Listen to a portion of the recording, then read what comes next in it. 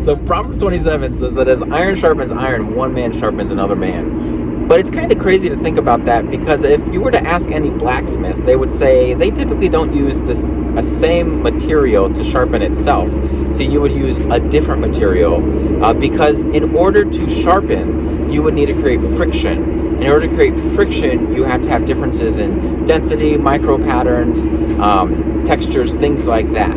And so the only way for an iron to sharpen another iron would have two pieces of iron that, though foundationally are extremely similar, a lot of other details about them are very different. They have to be very different in a lot of ways. And so if this is the analogy of how we are to sharpen one another, as iron sharpens iron, being different, then we have to sharpen one another by reaching out and speaking out and hearing and spending time with people who are different within the body of Christ. I mean, outside as well, but specifically to this verse, we are to seek out people that can create that friction, that can challenge us, that can present ideas and thoughts that we might not come up with on our own.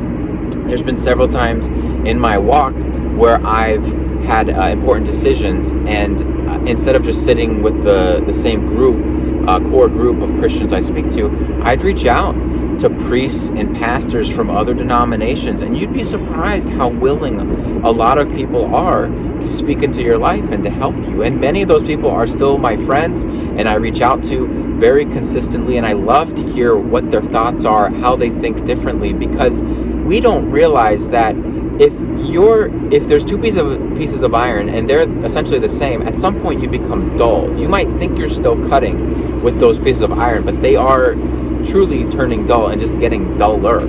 And it's very important that, though it's good to reach within our circles and of influence and things like that, one good thing is, if you're younger, definitely reach out to someone who's a little older, more experienced, more seasoned.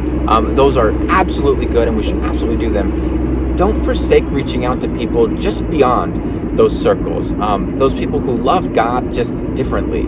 And I have learned so much through reaching out to those people who do think differently from me, and it's really helped me when they share their thoughts and their understandings of God. Now, on that too, iron is a very soft metal. It's a very malleable metal. So if we are to be compared to iron, we ourselves must be humble and willing to shape ourselves according to what God has to say, and willing to be flexible and willing to change. So as iron sharpens iron, one man sharpens another.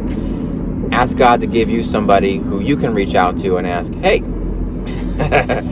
and start a conversation and start learning and start getting sharpened.